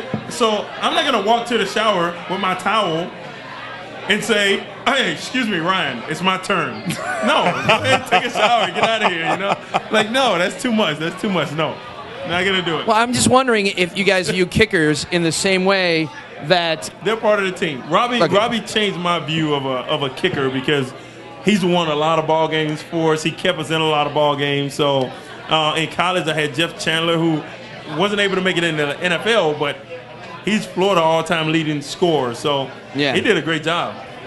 I've always had a really good kicker, honestly. I mean, but do you honestly believe that those, look, I'm going to go back, we're talking about kickers, Billy Cundiff.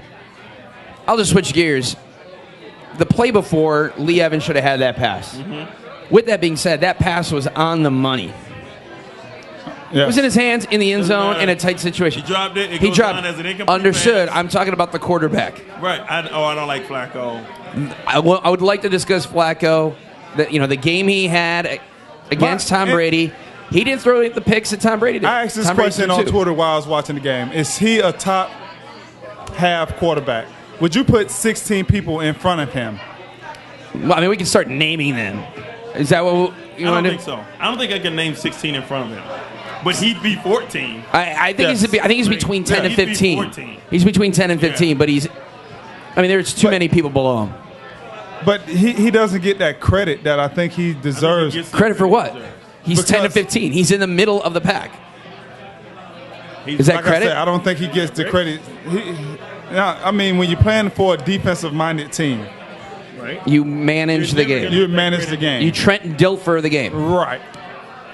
Trent Dilfer got that team to a Super Bowl and won it. Joe Flacco hasn't. Well, that's when the defense set records. And their defensive coordinator is now the head coach in Indianapolis. What that has to do to set about Indianapolis. Yes, sir. Indianapolis. Where have you been? Of Indy. Chuck Pagano got the head coach in Indianapolis. Speaking of Indy, are you talking about Peyton Manning? Yes, please. Let's talk Peyton about Manning. You really want to? All right, Does he go? Well, no, I'm talking about his little brother in the house that he built. Winning the Super Bowl? That's the thing. Eli Manning is going to play in the Super Bowl in the house that Peyton built. You think he's going to win it? Oh, you're already making your predictions. We're not making predictions till next week. Already. All right, you're ready there. And, if he gets hurt during the practice, I'm changing my pick now. Okay. All right. I'm not ready to make a pick. No, we're gonna. I don't want to see if Gronkowski's healthy until next week. Right now, I'm liking New England, but I'm not ready to say that. I'm not ready to say that. But Peyton, do you $28 million March 8th? 5 days before the end of the season, technically. So you have to decide. You can't trade. He's gone. Why would you pay $28 million and then trade him? You're not going to do that. With the way Irsay came out today and said that Peyton is basically being a politician, it's obviously a rift there somewhere. The head coach is gone. Because Peyton said it's not a good, healthy place right now. He brought in a head coach that is defensive minded. And you brought in a new GM. The writing's on the wall. Peyton is not coming back next year, not for $28 million on March 28th. March 8th. March 8th. Yeah. If he comes back at all. And that's the question. He's going to come back. And if he does come back, where does he go? Arizona. Where would you go? Your Chicago Bears. No. Arizona. I'm not going to Arizona. Larry Fitzgerald? The defense is terrible over there. Has he? Aside of 1 year, he's never had a top 10 defense. He's not going to Arizona. They just paid Kevin Cobb. Not going to Arizona. And they can cut that, too. There's better places after for him. 1 year? You're not going to go to Miami. He could go to the Jets. That's a possibility if they have the room for him. He could go to the Jets. But, okay. I would. You got Peyton. But then you also have his brother that's playing in the Super Bowl, like you said. Right. In the house that Peyton built. Did Eli finally overcome, I guess, the stigma of being Peyton's little brother? Is he now his own elite quarterback? Yes. Is he elite now? Because he's now going to play in the same number of Super Bowls as his brother. And win or lose, he'll have just as many championships as his He already brother. has one. Win, he will have two. Yeah. I say no. No? He has to win it. He has to win. To be out of the shadow of his brother. No, I'm just saying, is he an elite quarterback? Is he on his own standing? Is he elite? If elite is top 5 quarterbacks in the league. Top 6. Who do you put in front of him? I got Aaron, Breeze. You got Aaron Rodgers, Breeze, Brady, Peyton. Then who's 5th? Peyton's hurt, and you put him in front of. Well, Eli? I'm just saying. I would. Who else? Put him in front of them. Okay, I would put him in. I would put Peyton in front of Eli others. because of his knowledge of the game. I think. It's hard to think about it. Well, I think Matt Ryan is pretty damn good. You think Matt Ryan is better than Eli Manning? You asked me. That's what I think. I think we did ask you, but you're wrong. I think that you have been smoking a little Sam Hurd funny juice. Could be wrong, but I think he's very good. I think he plays. I thought you was going to say Matt Shaw. Really? No, not Matt Shaw. Matt Ryan? Is Sam Hurd in the house? Is he making a delivery to Alex's house? Matt Shaw plays in a pass-friendly offense. They run the ball better than anybody else in the league. Get bigger chunks of runs, so they get a lot of chunks. They get 2 really good running backs. They run a stretch that you're used to. Right. Offense. That Denver style offense. And then on the play action passes that they do run, he get a lot of plays. He got Andre Johnson. Okay, but he has to throw the ball. If you put Matt Ryan in the same type of offense that Eli's in, I think he could do very similar to what Eli does. I really do. Let me ask you this. I'm going to get off Matt Ryan for a second. Eli Manning was drafted number 1 by San Diego. Let's talk about the guy he was traded for. Yeah, I don't like him. Phillip Rivers. He doesn't. No, Who do you rank? I don't put him in front of Eli. He doesn't win. I like winners.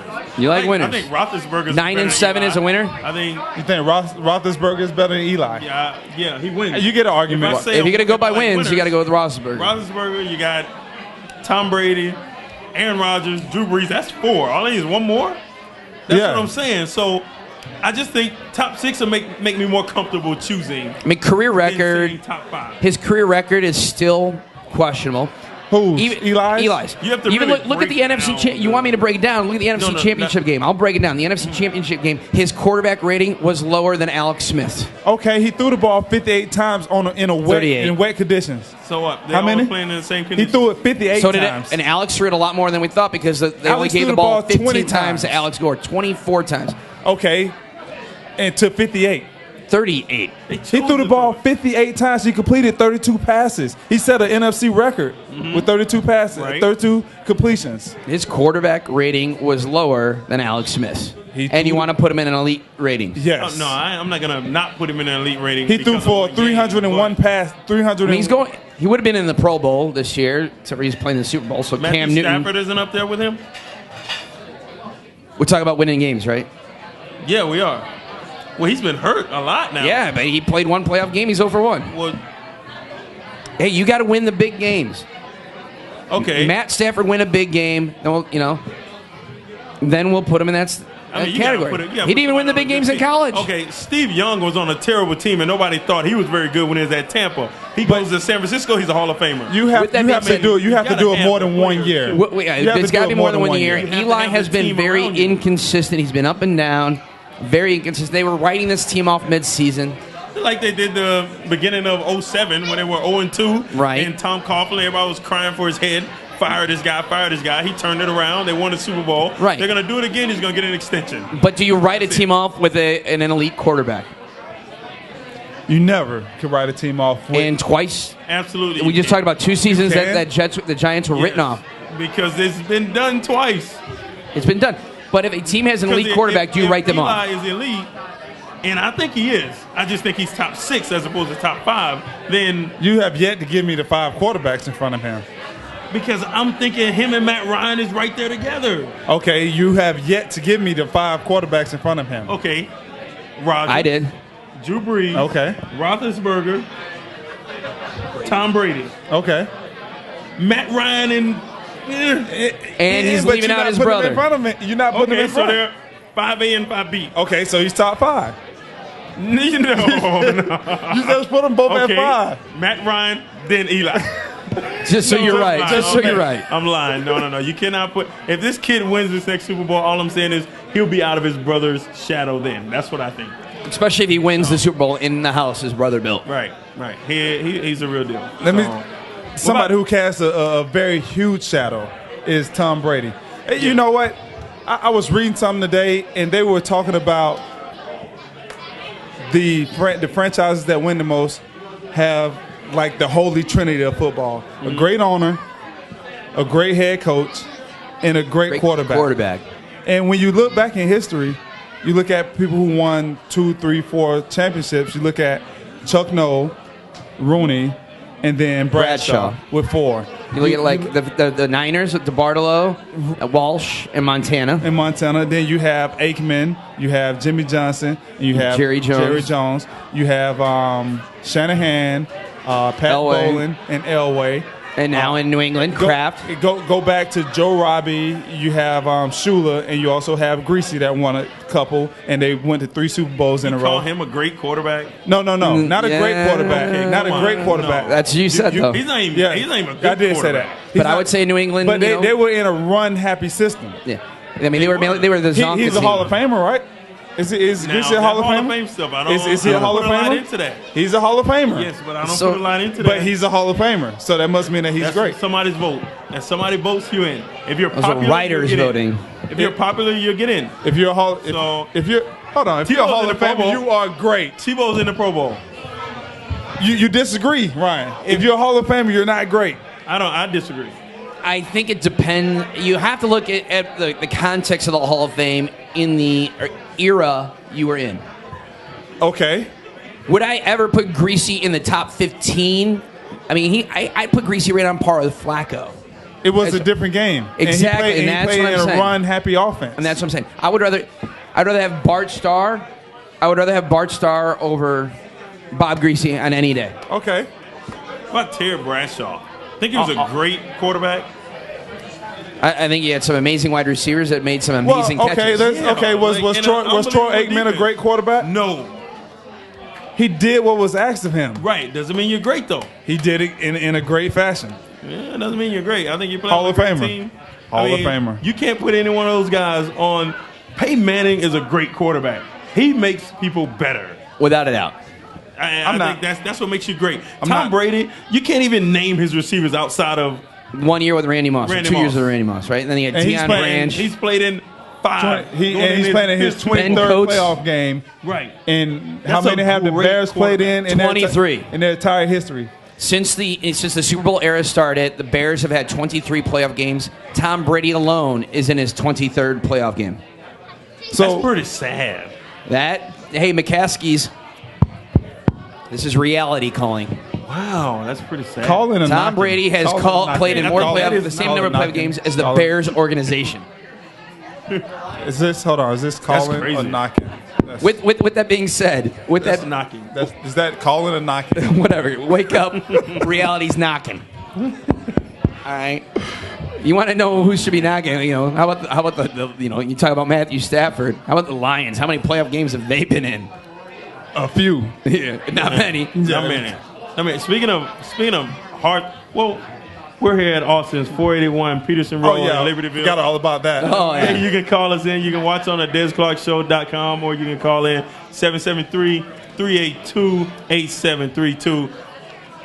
Next topic, and it's a very sensitive topic, and I really want to get on it because I want to hear your opinion about it, Ryan. Oh, good Lord. And Desmond. Okay. I want to know, what's your take on Jopa? Are you asking what we should his legacy? His legacy. How should he be viewed by people? Look, I've got a very strong opinion on this. Number one, he didn't touch any kids. He didn't actually go and do anything. You know, it's like recently there was a fire down the south side where 2 young kids were lost, right? Uh-huh. And nobody's blaming the neighbors. Mm-hmm. They saw the fire. They could have grabbed the fire extinguisher. They could have, attempted to help, and nobody's saying not enough neighbors helped. Jopa reported it, but let's talk about this. Okay, yes, it's a horrible tragedy that Jerry Sandusky allegedly did these things. Mm-hmm. All right, horrible, horrible tragedy. Over, 45 years or whatever it is that Jopa was in? How many kids did he save? Did he help? That doesn't take away from the kid that he hurt. No, I'm not saying take it away. Joe didn't hurt anybody. Joe didn't hurt anybody. Okay, I'm going to give my opinion later. I will. No, give your opinion. You asked the question. You don't necessarily have to hurt somebody to be charged. You can be an accessory to something. Where did that word go? Was he in the shower? Was he in the shower? He reported it. No. He didn't report it to the law. He reported it to his superior. Who said they were reporting it to the law? He reported it to his superior. Ask the families that were affected by this. I'm going to say this. And they wouldn't care. He didn't go far enough. He didn't go far enough, but his entire career should not be judged by that. But always. There's no but. He helped thousands of people. Does that ruin? It ruins everything. You cannot tell me that you're such a great guy. You're this great person when a situation like this happens, and not only did you not do enough, for the more than 10 years you swept it under the rug. If you tell your superior and 10 years go by and you don't hear anything about it, I agree. Tell somebody else. I agree. Tell somebody else. Now, I don't agree with people trying to paint him up to be this super great guy. Yeah, but hey, how can you be a great guy? The people whose lives he impacted the most revered him. Talk to the families that he affected like this. No, he didn't affect anybody. No? He didn't affect. He reported it. Jerry Sandusky is the animal here. He dropped the ball. He dropped the ball, but Jerry Sandusky is the animal here. So I can save. He wouldn't have saved him. So wait, are you saying that Jerry Angelo and the Bears did background checks on all players? Are you going to blame Sam Hurd on him? Please don't. This right here is totally different. How is it totally different? Okay, it's a crime. Because a crime is, I can. It's sick people doing wrong things. Do bad stuff or kill somebody, kill 100 people. Or Ray Lewis is still playing the game, and he lied to authorities, and people got murdered. 100 to 100. So what? He was accessory to a murder. He right after the Super Bowl in 2000. And he lied to authorities, and yet you clear him. He lied. He actually was questioned, and he lied, and then he had to come out and apologize to her. Why are you holding a person died? Dead, DEAD, not alive. So what? Okay, he's dead. Look, Everybody the people. dies. What I'm going to say this is if you saw any of the funeral procession, he's still revered and well loved and respected person. I bet they he's in packed love the by that streets. family. We'll have a photo up of that. No, he's not. I bet he's in love. Because people talk about like he's loved by everybody. He's not. Those families that... No, who is loved by everybody? Who's loved by everybody? See, that is what they're talking... I watched the memorial thing today, and everybody that got up there was blaming everybody else. What about him? Is he not at fault for nothing? He didn't go far enough, but the man's legacy... It's not a but. He didn't go There's far no enough. but. Okay, didn't what? Okay, he didn't go far enough.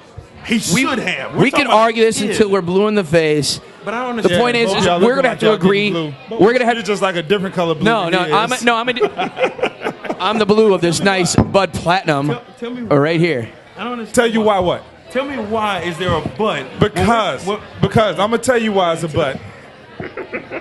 Because over the course of this man's life, he affected so many people in such great ways. And it offset what he did. No, it doesn't offset what he did. It doesn't. But you cannot discount everything that he done because he dropped the ball. Now, if he would have committed these acts, yes, it discounts everything that he done. But he dropped the ball, admittedly. You cannot hold a man to perfection.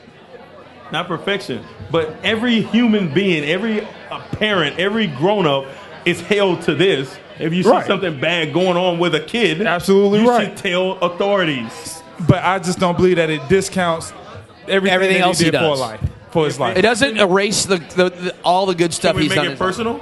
Make it personal. If it was me and it happened to me. But it didn't. It didn't happen. That's what I'm saying. If that's what we did, as opposed to looking on the outside looking in, if we say and judge by saying, well, if it happened to me, how would I feel about him? Because it happened to somebody else, we shouldn't feel different. It's still a this is the thing. Okay, if I seen Joe Paul in the streets and he cursed at me or something, I feel a different way because it happened to me. Cursing is not. I know it's not, but still, if you're gonna make it personal, like a lot of stuff happened that people still see other people as great people, but because it did happen to you. I think he was a great coach. He's a great coach. You can't take that away from him. But to say he was a great person. Okay, you say somebody's a great person, all right? Yeah, like people talk about. Okay, I'm going to bring this up, and I know people don't want to hear about it, but it's Tebow. Everybody talk about like how great a guy he is. Once you hear one thing about him, then you start to wonder, well, what else is there that we're missing? Okay, so we think that Jopa is such a great guy. Okay, he is. We hear this thing like, well, if you'd have asked me before I found out about this, I would have said that Jopa would have said something. He would have went that extra mile to find out what happened. But now that you know that he didn't and he wouldn't do that, what else are you missing? Are we missing anything else? And that's all I'm saying. That's it. Like what so if your point then could be proven over years. I mean speculation. You saying what else did we miss? Okay, so Martin Luther King could have been something that we didn't think he was. He could have been. But does that destroy what can we say? Wait a minute. How does that is relevant to what we're talking about? Because you said, how do we know that he's missing? Because that we're not missing. Is in the middle of a ordeal at Happy Valley. I don't think we're ever going to get to the end of this argument. We're going to agree to disagree. I'm not agreeing to nothing about to disagree. Nope. You're not agreeing to disagree. Not agreeing to disagree. He's not. All right. Well. It is a touchy subject. He's a great coach now. He's a great coach. It's a touchy subject that affects everybody else in a personal way. Everybody's going to have to take their own personal view on it. Mm-hmm. We're going to have to kind of just because I sense it's going to get heated. It's going to get heated. That's what I'm going to do. It's going to get heated. My Bud Light Platinum back. I'm not sharing. Buddy. Why? Because we disagree? That's right. I'll turn that beer over on your computer. Please don't do that. Hey, you just listened to the Des Clark, Alex Brown, and Nondescript White Guy and show. We were here live at Austin's at 481 Peterson Road, Libertyville, Illinois. Give it up for yourselves for sticking around and listening to the whole show. And we want to give it up to you guys that's looking at the show at www.desclarkshow.com. We want to thank all of our callers for calling in. We want to thank Chris Conte for sitting in with us for an hour. We want to thank thank the 7-time Pro Bowler. Yeah. Lance Briggs. Double Lance Nick. Briggs is coming on. Thank Austin for having us out. We really appreciate it. Thanks for all you guys coming out and listening and sticking out. Thanks all the fans. I want to thank our staff. Our production staff is great. Well, they screwed up the ear lacquer quote, but we'll give it. We'll give it to them. We'll give it up to our production staff. We'll get out to Eric, Peter, and Jason, and our intern Jen. Really appreciate that, guys. Thank you. Hey, that's the Dad Spark Show. That's how you get it raw, straight from. You get it straight from You get the truth. Straight from the horse's mouth. Is that what you're saying? From the horse's mouth. Straight from the horse's mouth. Hey, we'll appreciate it. We'll see y'all next week. Thank you. And out.